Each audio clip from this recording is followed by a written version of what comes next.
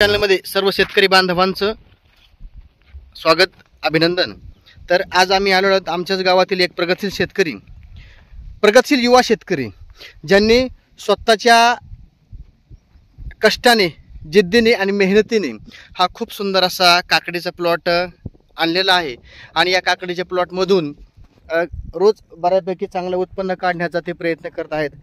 खरं तर जर विचार केला तर नवीन युवा शेतकरी शेतीकडे वळतोय, पण काय कारणास्तव भाजीपाला असेल, आणखीन काय शेतीमधील माल असेल, या गोष्टीला बाजारभाव भेटत नाही म्हणून शेतकरी पुन्हा शेतीकडे पाठ फिरवण्याचा प्रयत्न करतोय। पण या शेतकऱ्याने जी काही कमाल केलेली आहे पहा, एकाच जर विचार केला तर संपूर्ण क्षेत्र भरपूर आहे। सर्वप्रथम आपण त्यांची ओळख करून घेऊया आणि त्यांच्याकडून त्या गोष्टीची माहिती करून घेऊया की त्यांनी कसं ही बाग फुलवली, किती उत्पन्न काढलं आणि आंतरपीक घेण्याचा प्रयत्न काय केला। माऊली रामकृष्ण हरी। जय शिवराय, जय शंभूराजे महाराज। जय शिवराय, जय शंभूराजे। आपला परिचय सांगा। मी नवनाथ रामदास लोखंडे या अग्नीमध्ये राहतो आणि पहिल्याच वर्षात मी हे काकडीचं पीक घेतलेले। या अगोदर कधी का या अगोदर शेतीची सुरुवातच काकडीपासून केली। शेतीची सुरुवातच काकडीपासून केलेली। आता संपूर्ण क्षेत्र किती असेल हे माझा अंदाज? एक संपूर्ण क्षेत्र 1 एकर आहे। त्यात डाळिंबाच्या 12 फुटाच्या अंतराच्या मध्ये एक बेड काढलेला आहे। हा म्हणजे संपूर्ण क्षेत्र 1 एकर आहे, पण त्या 1 एकर मध्ये तुम्ही आंतरपीक अगोदर डाळिंबाची लागवड केली, तर डाळिंबामध्ये मिरची पण लावलेली, बरोबर आहे। म्हणजे हा बेड सोडून जर दिला तर तसा जर विचार केला तर हे संपूर्ण बारीक विचार केला अर्धा एकर क्षेत्र काकडीसाठी आहे। क्षेत्र काकडीचं आहे, बरोबर। तर काकडी हे पीक सरासरी उन्हाळ्यामध्ये मागणी जास्त असल्यामुळे तुम्ही निवडलं की एक आवड म्हणून निवडलं? नाही, मागणी जास्त असते उन्हाळ्यामध्ये, त्याचं जास्त हे असतं, त्याच्यामुळे तेच घेतलंय। तर सरासरी किती दिवसाचा प्लॉट झालाय हा? हा सरासरी 2 महिन्याचा प्लॉट झालाय। बरोबर। चालू होऊन एक 25-30 दिवस झालेत। चालू होऊन एक 25-30 दिवस झाल्यात। रोजच्या कमीत कमी 25 ते 30 बॅगा रोजच्या निघाल्या। रोजच्या 25 ते 30 बॅगा निघतात। तर यासाठी आपण कोणकोणत्या खतांचा वापर केला बाबा? यासाठी आपण अगोदर शेणखत घातलेलं आहे। बेड तयार केल्यानंतर त्याच्यावर शेणखत, त्याच्यानंतर रासायनिक खते, बेसळ डोस, दाणेदार बिनेदार बरेच लय टाकलेले आहेत, नाही का? बरोबर। मग अनुभव नव्हता आणि अनुभव नसताना आपण इतकं सुंदर पद्धतीने प्लॉट आणला, तर या प्लॉट आणण्या पाठीमागे कोणाचा, म्हणजे समजा काही दुकानदारांचा खूप मोठा मोलाचा वाटा असतो असं काय? आमचं खंडेश्वर कृषी सेवा केंद्र म्हणून चुलत भावाचं दुकान आहे। काय नाव त्यांचं? सुदर्शन भैया लोखंडे। सुदर्शन भैया लोखंडे। म्हणजे त्यांनी तुमच्याकडून खूप सुंदर अशा पद्धतीचा प्लॉट, त्यांच्या मार्गदर्शनाखालीच हा प्लॉट मी चालू केलेला आहे।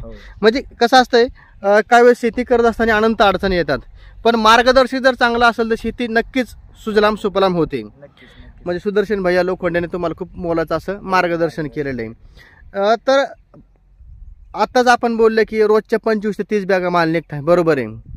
तर तुम्ही हे खत व्यवस्थापन, पाणी व्यवस्थापन हे कसं देण्याचा प्रयत्न करताय बुवा? कारण की उष्णता भरपूर आहे।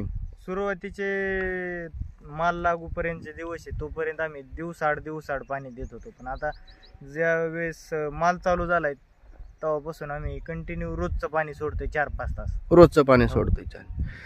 तर चला तर काय लेवल असेल पुन्हा विद्राव्य खत अजून ठिबक मार्फत सोडतोय आम्ही. बरोबर. त्याच्यामुळे अपेक्षेपेक्षा जास्त उत्पादन निघतंय नाही का. बरोबर. आता आपण जी काकडीची जात निवडली तर ही काकडी जात निवडणे कोणत्या जातीची काकडी निवडलेली म्हणजे समजा आकांक्षा म्हणून काकडी. नेत्र आकांक्षा म्हणून निवडलेली आहे. एकदम सुंदर आहे, काय अडचण नाही, व्यवस्थित एकदम कडू नाही, काय नाही. मार्केटमध्ये पण चांगल्या प्रमाणात मागणी. मार्केटच्या मागणी जर विचार केला चांगल्या प्रमाणामध्ये मागणी काय होतं काही वेळेस जर विचार केला तर काकडी कमी आणि बिया थोडं जास्त असते. तर यामध्ये असं प्रमाण दिसून येते पहा, थोडा गर जास्त आणि बियाचं प्रमाण एकदम म्हणलं तरी कमी, काही अडचण नाही. कसं असतंय शेती जर सुधारित पद्धतीने करायची म्हणली आणि प्रगतशील जर करायची म्हणली तर यामध्ये सर्वात महत्त्वाचा वाटा येतो पहा कष्टाचा. तर आपण हा जो प्लॉट करतोय हा प्लॉट कसं आहे एवढा मोठा प्लॉट एकट्याला तर काही शक्य होऊ शकत नाही. बरोबर. पाठबळ 100% म्हणजे आई वडिलांचं खूप मोलाचा महत्वाचा वाटा आहे. सगळ्यांचंच मार्गदर्शन आहे आणि त्याच्यात आपण आंतरपीक पण घेतलेलं आहे नाही का. म्हणजे बरं काकडी चालू झाली त्यावेळेस आपण ते वांग्याची लागवड त्यात केलेली आहे 2.5-3 फुटावर. बरोबर. बरं आंतरपीक घेण्या पाठीमागचा काय उद्देश आपला केलेला खर्च काकडी प्लस हे जे दुसरं उत्पादन काकडी निघाल्यानंतर काकडी कमी दिवसाचं पीक आहे नाही का. बरोबर 1.5 महिना काकडी चालते, त्याच्यानंतर काकडी निघाली की वांगी चालू होते ह्या हिशोबाने नाही का. कारण की वांग्याची पण खूप सुंदर अशा पद्धतीची रोपं झालेली आहेत. त्यानंतर तुम्ही मिरचीचं पण आंतरपीक घेतलेलं आहे. चांगल्यापैकी झाडांना कळी वगैरे सेट झालेली आहे. झाडं छोटीशी आहेत पण जर फुलोरा वगैरे पाहिला तर मिरचीची साईज पण चांगली व्हायला लागलेली आहे आणि फुलोरा या अवस्थेमध्ये मिरची आहे. उन्हाळ्याचे दिवस आहेत. प्रत्यक्षामधून आपल्या कुटुंबाची परिस्थिती आपली आर्थिक परिस्थिती सुधारण्याचा प्रत्येकाचा हेतू असतो. पहा मी एक काल व्हिडिओ पाहिला पहा जुन्नर मी म्हणतो नारायणगाव या ठिकाणी टमाटे जे मोठं मार्केट आहे त्या ठिकाणचा व्हिडिओ पाहिला की शेतकरी टोमॅटो ओतून देता येतं. बरोबर आहे. जर विचार केला अशी जर शेतकऱ्यांची परिस्थिती राहिली तर मी म्हणतो जे जुने शेतकरी जाणते शेतकरी जे शेती करत आहेत ते तर करतीलच, पण जर बारीक विचार केला जे नवीन युवा शेतकरी शेती वळतायत बरोबर आहे तर हे वळणार नाहीत. तर जर बाजारभावाचा जर विचार केला तर आपण काय बोलू शकता भाऊ, समजा हे बाजारभाव कसं नियंत्रणात राखणं गरजेचं आहे. बाजारभाव आता बघा महाराज हे उत्पन्नावर पण आहे आणि आवक जशी होईल मार्केटला तसं त्या पद्धतीने नाही का. बरोबर.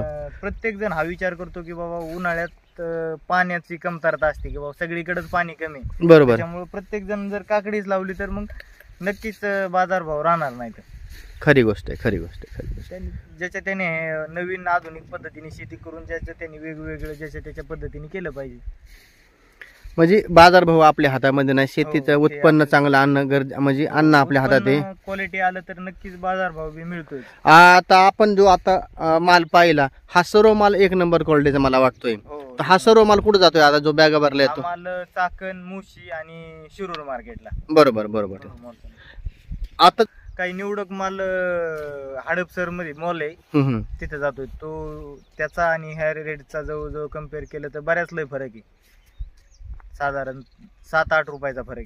म्हणजे जर असं या ठिकाणी जर माल पाठवला गेला तर काय रेट भेटतो सरासरी? 15 पर्यंत भेटतोय. आणि मॉलला जर माल पाठवला तर 22 रुपयाने. 22 निवडक माल लागतो, एकदम क्वालिटी माल लागतो. चला ठीक आहे. क्वालिटी आणि क्वांटिटी जर असेल तर नक्कीच शेतकरी प्रगती करू शकतो. आणि जर खरंच विचार केला तर शेतकरी याच आशेवरती जगलेला आहे की बाबा चला शेतीच्या थोड्याशा उत्पन्नामधून आपल्या घरची आर्थिक परिस्थिती सुधारेल, आपली परिस्थिती सुधारेल, म्हणून प्रत्येक युवा शेतकरी शेतीकडे वळतोय. आनंदाची गोष्ट आहे.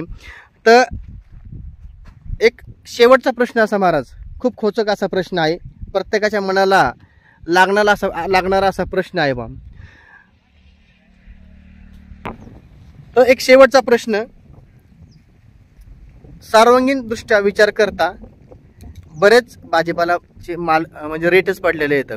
प्रत्येक जण म्हणतोय शेती परवडत नाही, भाजीपाला तरकारी वगैरे परवडत नाही, उन्हाळ्याचे दिवस आहेत, आजच्या परिस्थितीला रेट भरपूर पाहिजे होते. तर या गोष्टीवरती आपण काय बोलू शकता? काय ह्या दिवसांमध्ये रेट सगळ्याच तरकारीला किंवा भाजीपाल्याला कमी असतात, पण रेट भेटणं हे आपल्या हातात नाही महाराज. बरोबर 100% रेट भेटणं आपल्या हातात नाही. आपण माल जेवढा उच्च दर्जाचा चांगल्या क्वालिटीचा काढू शकतो ना तेवढा 100% प्रयत्न करा. आणि केलेल्या प्रयत्नाला केलेल्या कष्टाला 100% नक्कीच कुठं ना कुठं तरी यश मिळतं. असं नाही की बाबा आपलं मार्केट नाही पारची झाले. बरोबर काही ना काही मोबदला त्याचा 100% मिळतो. आणि खचून न जाता नाही मोबदला जरी भेटा खचून न जाता दुसरं काहीतरी व्यवसाय आंतरपीक करणं गरजेचं आहे, त्याला एक जोड म्हणून नाही का. बरोबर मित्रांनो, खूप सुंदर अशा प्रकारचा प्लॉट आणि खूप सुंदर अशी माहिती यांनी यांच्या कष्टाच्या जीवावरती खूप सुंदर असा प्लॉट आणलेला आहे. तर हा व्हिडिओ ज्या शेतकऱ्यांपर्यंत जाईल किंवा हा व्हिडिओ जो युवा शेतकरी पाहिल तर त्या युवा शेतकऱ्यांना आपण काय मोलाचा सल्ला देऊ शकता? बाजार भावाचा विचार न करता फक्त कष्ट करत राहा आणि एका ह्याच्यावर अवलंबून न राहता अनेक ह्याच्यावर हा झालं की ते झालं की ते, म्हणजे कुठल्या ना कुठल्या माध्यमातून 100% ना कष्टाचं फळ हे नक्कीच मिळणार आहे. नक्कीच मिळणार आहे, फक्त प्रयत्न करत राहा, नक्कीच यशस्वी होता. तर शेतकरी मित्रांनो, हा व्हिडिओ आपल्याला कसा वाटला नक्कीच कमेंटद्वारे कळवा. नवनाथ भाऊंनी खूप सुंदर अशा प्रकारची माहिती दिलेली आहे. आणि जर पर्सनली त्यांना फोन करून जर आपली इच्छा असेल तर भाऊ आपला नंबर सांगा. 96 58 81 82 82. जर आपल्याला काकडी या पिकाबाबत आणखीन काय मार्गदर्शन हवं असेल तर नक्कीच आपण यांना फोन करून विचारू शकता. तर महाराज, खूप अमूल्य असा आपण वेळ दिला, त्या वेळेबद्दल मी कृषी मित्र गौरव सांगळे आपला मनापासून सदैव आभार राहील. धन्यवाद. रामकृष्ण हरी. तर शेतकरी मित्रांनो, अशाच नवनवीन व्हिडिओ पाहण्यासाठी कृषी मित्र गौरव सांगळे या युट्यूब चॅनलला नक्कीच सबस्क्राईब करा, आलेल्या व्हिडिओला लाईक करा. आणि जर काय तर शेतकरी मित्रांनो, मालाच्या क्वालिटी पाहून असं वाटतं की खूप सुंदर असं एकदम योग्य रीतीने व्यवस्थापन करून खरं तर शेतकरी दिवस रात्र मेहनत करतो, कष्ट करतो का तर आपला घर प्रपंच उदरनिर्वाह व्यवस्थित चालावा. तर आपण बोलणार आहोत आमच्या नवनाथ भाऊ यांच्या मातोश्री. आईसाहेब, तुम्ही एक मी म्हणतो महिनाभरापासून किंवा 20-25 दिवसापासून काकडी काढताय, भरताय, काय वाटतं बरं तुम्हाला? कष्ट केले आम्ही याच्यात. हां बरोबर. दादानी कधी काम केलं नव्हतं, लई काम करते, महिना झालाय तसं काकडी. पण कसं आहे, काय वेळेस असं वाटतं की योग्य मोबदला न भेटला तर असं वाटतं माणसाचं मन थोडं नाराज होतंय, बरोबर आहे ना.